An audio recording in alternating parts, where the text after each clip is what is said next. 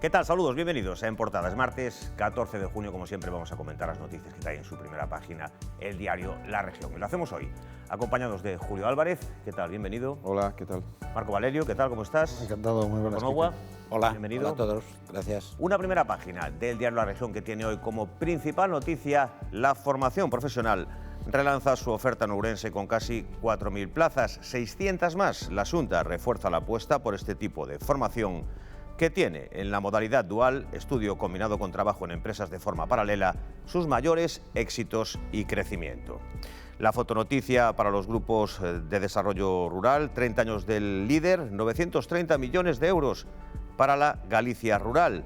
El presidente de la Xunta, acompañado por el de la Diputación y el consejero de Medio Rural, celebraron ayer las 3 décadas de los grupos de desarrollo local, creados para gestionar las ayudas europeas LEADER. Más noticias, las denuncias por agresiones a mujeres casi se duplican respecto a 2021. Ourense registra el mayor aumento de delitos de toda Galicia. Además, la pizarra aumentó la facturación por el alza de precios pese a bajar la exportación. Ourense, que entra en alerta por el calor y en riesgo alto de incendios forestales. El concello, que reduce las fiestas de la ciudad a 5 días y solo 3 conciertos. Arrancan también las obras de perforación del túnel de Errante en la variante del AVE.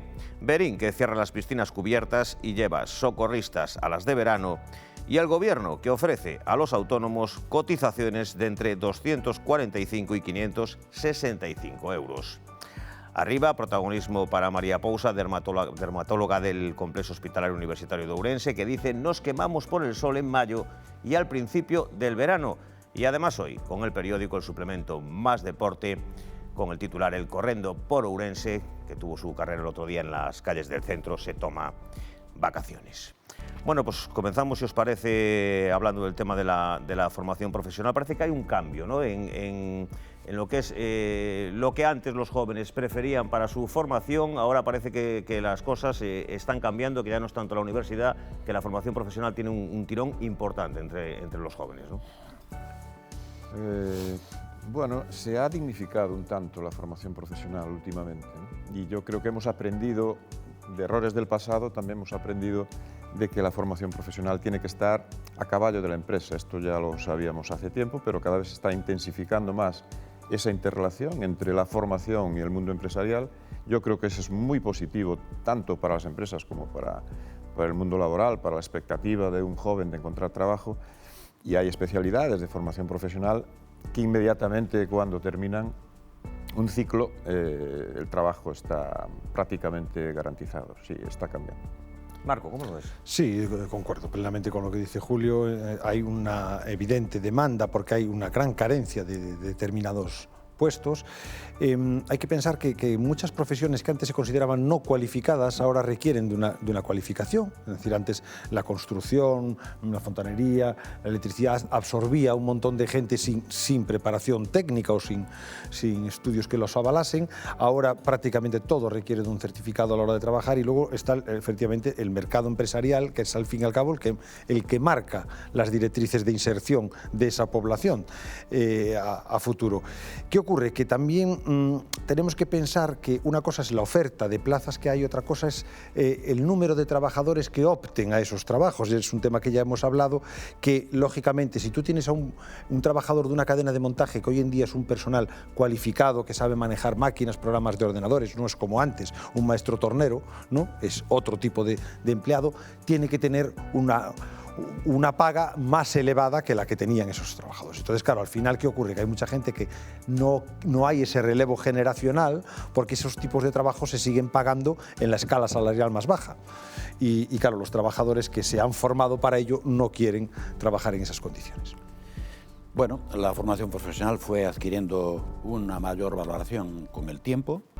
Empezó unos niveles que solamente parece que hacían formación profesional las personas que no servían para, o no valían, o no querían hacer otro tipo de estudios de nivel bachillerato universitario. Pero ya hace tiempo, ya hace algunos años, que la Administración ha creado dentro de la formación profesional el sistema de formación profesional, ¿cómo voy a decir yo? con empleo. Es decir, lo trae por aquí, sí, remunerado. No me sale la palabra, pero bueno, es que es formación profesional combinada con la oportunidad de trabajar. Esa opción donde la gente hace la fase de estudio, la fase de preparación y se va a una empresa con las posibilidades, con muchísimas posibilidades de quedarse trabajando, ha ganado muchísimos enteros y hoy la gente hace ese plan de formación profesional porque se garantiza un trabajo y en la localidad o en la zona que ha elegido. Nosotros que desde la academia visualizamos que había mucha gente que solo pensaba en administración y que tenía que elegir destino donde le coincidía en cualquier parte del territorio, la formación virtual, la formación profesional, esta nueva que es acompañada de finalizas la formación y te ofrecemos un trabajo o haces la segunda parte de la formación ya en una empresa, con la cual tienes posibilidades de que te quedes en ella. Por lo tanto, yo creo que sí, efectivamente, la formación profesional, por una y la otra razón, están ganando enteros y yo creo que es la posibilidad de que la gente pueda quedarse aquí en nuestra tierra trabajando. Se necesita gente preparada, gente que sea capaz de producir, de hacer las cosas que se necesitan también aquí para exportar y para vender, sin necesidad de tener que irse a vivir a Madrid o a Barcelona el resto de su vida ganando un sueldo de funcionario. Decías tú antes, llamaba la atención la falta de profesionales en muchos sectores con la tasa de paro que tenemos. Es algo que es curiosísimo. No sé si el tema de la formación profesional viene un poco a solucionar también este aspecto. Es que una de las cualidades, yo creo que de las más importantes que tiene la formación profesional es su flexibilidad. Es decir, si tenemos que cambiar un plan de estudios en una universidad, si tenemos que cambiar las titulaciones que ofrece una universidad como la de Vigo o la de Santiago, es un proceso lento, es un proceso muy lento. Sin embargo, la formación profesional permite una gran adaptación, en momentos donde la economía se mueve a un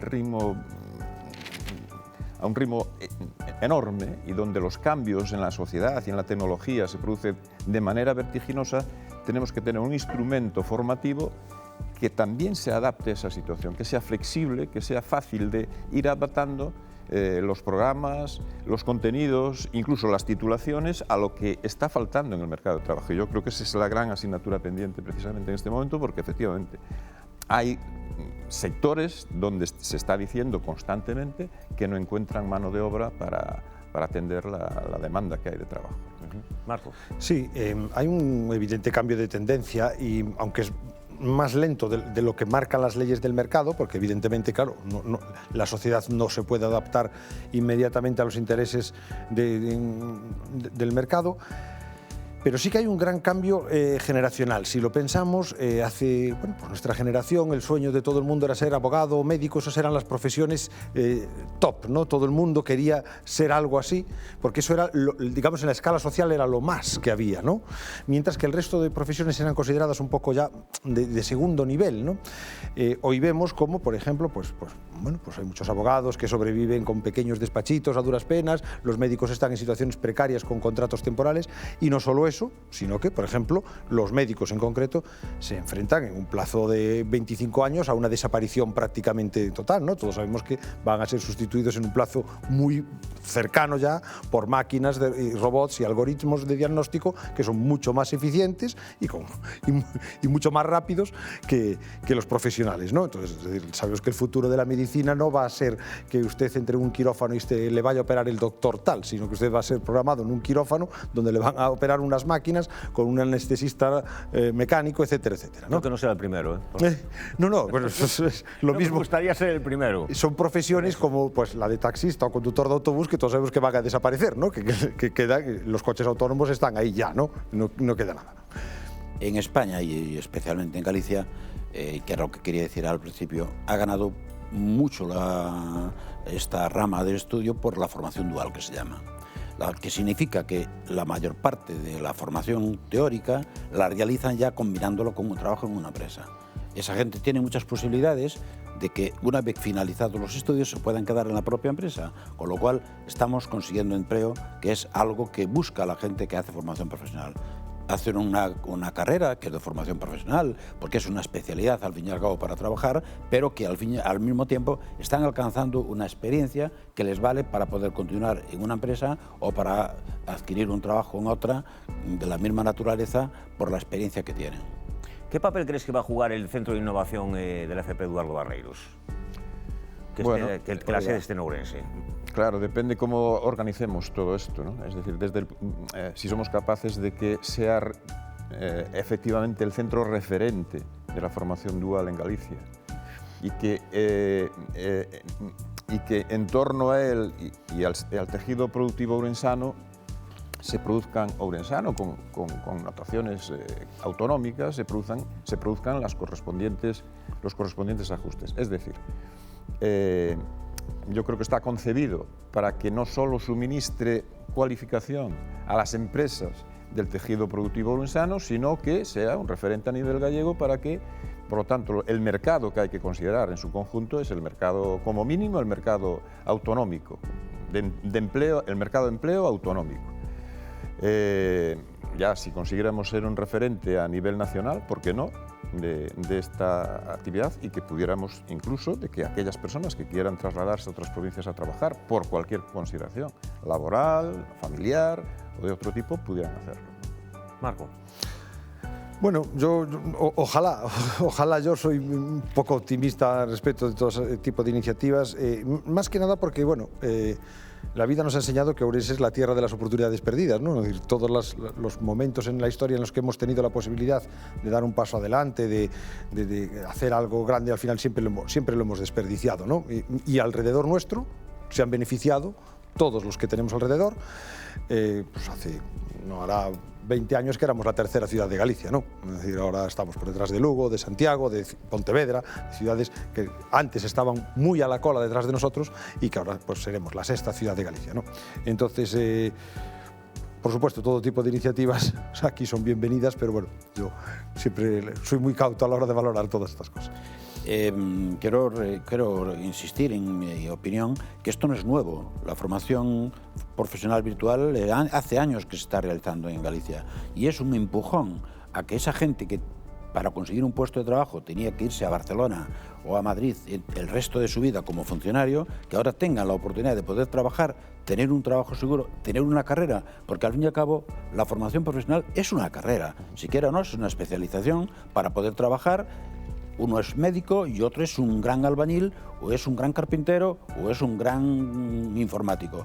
Yo, que vivo un poco cerca de esa experiencia, la administración está acertando cuando hace ofertas y crea ciclos de formación profesional dual, con lo cual esas personas que realizan ese curso, además de esa carrera, además de titularse en ella, le están dejando que trabaje, que marque su experiencia y seguramente una parte importante de ellos se quedan ahí a trabajar.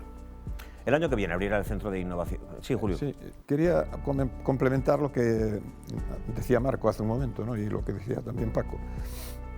Vamos a ver lo que da de sí esta iniciativa, ¿no?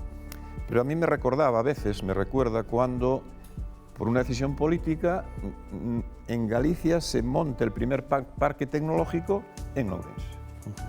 Y aquella fue una decisión difícil porque había otras provincias, otros territorios que aspiraban a dotarse de esa infraestructura, y el parque tecnológico yo creo que no llegó a tener todo el potencial que podría haber tenido si hubiera sido unánimemente aceptado por el conjunto de las instituciones públicas y privadas de la comunidad autónoma y todo el mundo efectivamente respetara esa decisión y la apoyara, ¿no? Entonces nos hemos quedado con un parque tecnológico a medio camino, derivado de las envidias o de los anhelos de otros territorios. Espero que con este centro de formación profesional no pase lo mismo, porque al final casi vino aquí medio de rebote, medio porque no lo querían muy bien en otros sitios.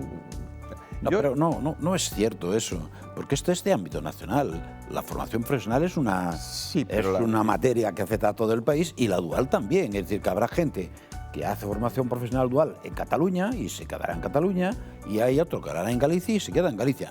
Que no significa que una persona que es un gran informático no pueda optar a trabajar en Barcelona habiendo sido formado en Galicia. Pero vamos, lo que hay que frenar creo yo, y a lo mejor va en contra de algunos intereses míos, es la salida todos los años de miles de personas que se van de nuestra tierra para otras ciudades, para otras regiones y que no vuelven. No vuelven y además tienen que adaptarse allí, quieran o no quieran, porque es su trabajo. Y cuando el trabajo te obliga a estar en un sitio, condiciona tu vida. Por lo tanto, yo creo que han tenido un acierto. Primero, crear la figura. Segundo, porque la propia administración, tú lo sabes, Julio, ha creado dentro de su consellería ese formato y que está dando salida todos los meses a cientos de personas que se están graduando en la formación profesional dual y que salen con trabajo. La mayoría de ellos, solo que ellos pidan cambio, se quedan donde han hecho ese periodo de formación. Creo que, por lo tanto, es una cosa nueva que ayuda a que una parte importante de la gente de nuestra tierra y de otra tierra para la nuestra puedan optar a trabajar donde vive su familia y donde le va a ser más rentable que tener que trasladarse para el resto de su vida a otra ciudad o a otra comunidad autónoma diferente. Yo espero que no muramos de éxito, es a lo que me refería. Es decir, que vaya tan bien el funcionamiento del centro, que nos envidien en Coruña y que monten allí un segundo centro de referencia y que, por lo tanto, todo el potencial que tiene, que se vea disminuido que se diluya. Porque en otros territorios también lo quieren. Bueno, vamos a hacer una pequeña pausa para la publicidad. Volvemos de inmediato aquí en Portada. No se vayan, hasta ahora. Seguimos en Portada con Julio Álvarez, con Marco Valerio, con Paco Noua. Hablamos en este caso, si os parece, del tema de las agresiones a mujeres. Las denuncias por agresiones a mujeres casi se duplican respecto a 2021. Ourense registra el mayor aumento de delitos de toda Galicia. Os pregunto, ¿hay más agresiones o se denuncia más ahora? Bueno, yo creo que son las dos cosas. Hay más agresiones y se denuncia más. Y además, ¿por qué? Yo me hago la pregunta, ¿por qué ocurre esto en Ourense? ¿Tenemos alguna maldición que nos lleva a esto? Hoy tenemos la noticia de cómo estamos utilizando, de alguna manera, el importe de los fondos europeos de los que se ha aprovechado la provincia. Bueno, yo creo que no está mal recordar que uno de los objetivos de la Unión Europea cuando crea los fondos de cohesión era que Europa se equilibrara económicamente, es decir, que el conjunto de los territorios que conforman la Unión Europea alcanzaran cada vez niveles de desarrollo más próximos entre sí, ¿no? Fruto de eso han sido miles de millones de euros que hemos recibido distintos estados en distintos grados de desarrollo para equilibrar el territorio. ¿Qué nos está pasando? Que yo creo que hay un fracaso en ese sentido, en el nivel, hasta el punto de que sabemos que el rural se está vaciando y no es un clamor que tengamos aquí en Galicia, es en el conjunto del Estado, se habla de España vaciada, se habla del rural vaciado. Es decir, las condiciones socioeconómicas donde nos desenvolvemos están cambiando radicalmente y que, por lo tanto, cuanto más nivel de descohesión territorial tengamos, cuanto mayor sea el nivel de aislamiento de la población, cuanto mayor sea el nivel de envejecimiento de la población, más caldo de cultivo hay para que la violencia machista también tenga más facilidades o tenga más mecanismos. No digo que eso sea determinante, pero digo que influye. Y por lo tanto, a mí me gustaría que un problema de fondo, que es el de la cohesión territorial, del desarrollo económico local, del que hemos hablado tantas veces, dé frutos efectivamente sobre el territorio para que seamos capaces de articular un mecanismo de protección social para que las víctimas se sientan de alguna manera amparadas y protegidas, aparte de los mecanismos, lógicamente, que organiza el Estado para proteger, para velar que no haya este tipo de agresiones y para prevenirlas. Pero digo que ese desarrollo armónico de la economía y del tejido productivo y de la población sería probablemente uno de los factores que, junto con las mejoras culturales y educativas en el ámbito de la escuela, que podrían ir paliando este problema. Es decir, yo creo que si tenemos este incremento tan grande en la provincia de Ourense, probablemente tengamos que escarbar y mirar qué razones específicas, añadidas, tenemos en este territorio para que esto se produzca. Marco. Bueno, quería hacer dos apuntes sobre lo que ha dicho Julio, que además me parecieron muy interesantes, como ha hilvanado varios conceptos. Tenemos una crisis importantísima de cohesión territorial en España, esa España vaciada de la que tú hablabas, de la que se está hablando todos los días en los telediarios. Bueno, la España vaciada tiene una causa obvia y evidente, que no hace falta ser un doctor en economía para saber. La causa de la España vaciada se llama Madrid, no tiene más. Tanto un gobierno autonómico como los sucesivos gobiernos centrales del color que sean han permitido que una comunidad que hace dumping fiscal y que atrae a todas las empresas privadas allí hundiendo los impuestos con respecto a su competencia territorial sea además incentivada desde los gobiernos centrales con la superestructura de todos los ministerios y todos los organismos dependientes de ella, porque hay que tener en cuenta que ese es un modelo que no tiene ningún otro país europeo. Lo digo para la gente que nos está escuchando. Es decir, Berlín no es la sede de todos los ministerios del gobierno alemán, ni París. Y aquí hay cosas tan surrealistas como que Madrid es la sede del Instituto Oceanográfico Nacional, por ejemplo, por poner absurdeces que se han permitido desde los gobiernos centrales. ¿Eso qué ha hecho? Ha hecho que Madrid tenga una serie de millones de habitantes más de los que le corresponden como capital del Estado español. Esa fuga de gente hacia allí ha propiciado el vaciamiento de todo lo demás de las regiones. Extremadura se ha vaciado Soria, se ha vaciado Teruel, se ha vaciado Galicia, se ha vaciado Andalucía, pero ¿dónde están esos habitantes? Esos habitantes están allí, en su inmensa mayoría, ¿no? Entonces, es decir, hay una arquitectura del Estado que es absolutamente surrealista en este país y ha permitido eso, cosa que no existe, ya digo, ni en Francia, ni en Inglaterra, ni en Italia, donde todo el gobierno está descentralizado y más ahora con las tecnologías que hay. Eso por un lado. Y entrando en el tema en el que hablábamos, ¿no? Yo creo que coincido plenamente con él en que por un lado se denuncia más, se ha perdido afortunadamente ya una gran parte del miedo, que encima iba acompañado de una cierta vergüenza, porque muchas de las víctimas lo consideraban casi un delito como vergonzoso y no eran capaces de exteriorizarlo, y se da ese paso adelante. Pero sí que es muy llamativo en una provincia como Ourense. Una provincia como Ourense que pierde constantemente población. Si estamos perdiendo población, ¿cómo aumentan este tipo de delitos? Es muy curioso, ¿no? Es decir, los que nos quedamos aquí al final somos peores,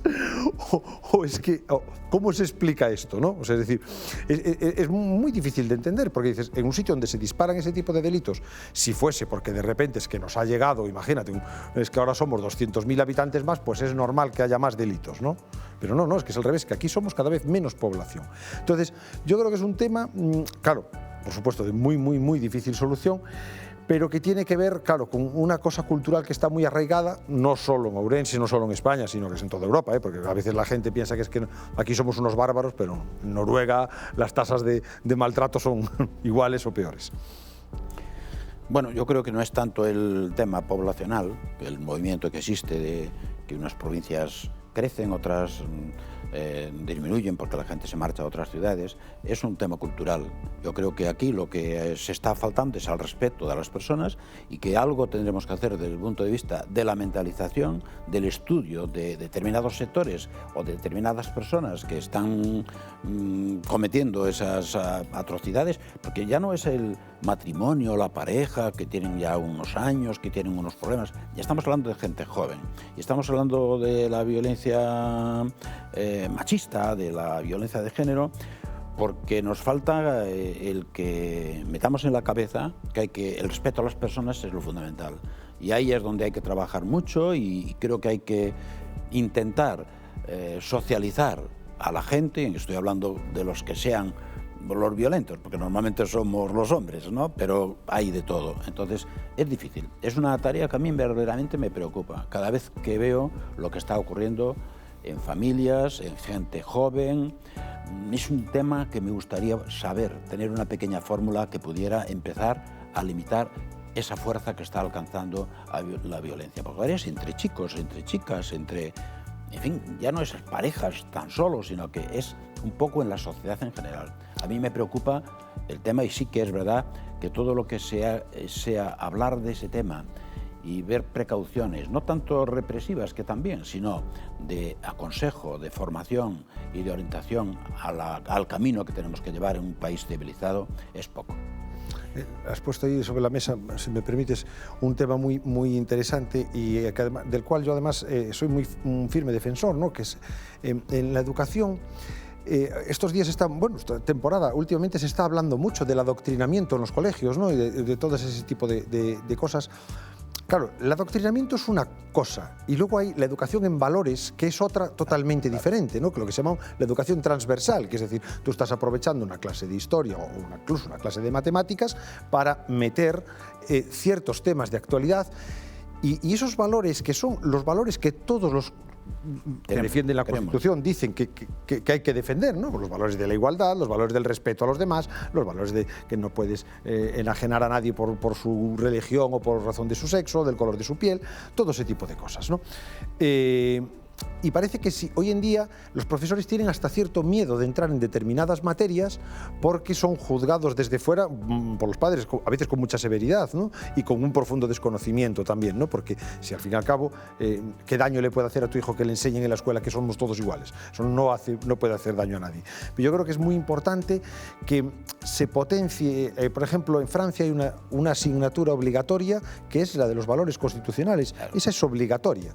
Tú no puedes salir de la escuela sin haber sabido cuáles son los valores de la República Francesa. Luego los cumplirás o no los cumplirás, pero tienes que estudiarlos. Y aquí en España no tenemos esa asignatura y, sin embargo, incluso si se intentase meter, la bronca en el Parlamento sería de tal calibre, o sea, se montaría tal espectáculo que sería, vamos, algo bochornoso para decir, bueno, vamos a ver, si lo que estamos defendiendo son cosas, digamos, un acuerdo de mínimos, ¿no? De los principios básicos, como bien hablabas, el respeto al otro, todo ese tipo de cosas, que es cierto que a lo mejor nosotros lo recibimos en casa, ya, pero es que los niños hoy en día, a ver, la educación sexual de muchos adolescentes y preadolescentes la están teniendo a través de vídeos porno en el móvil. Claro.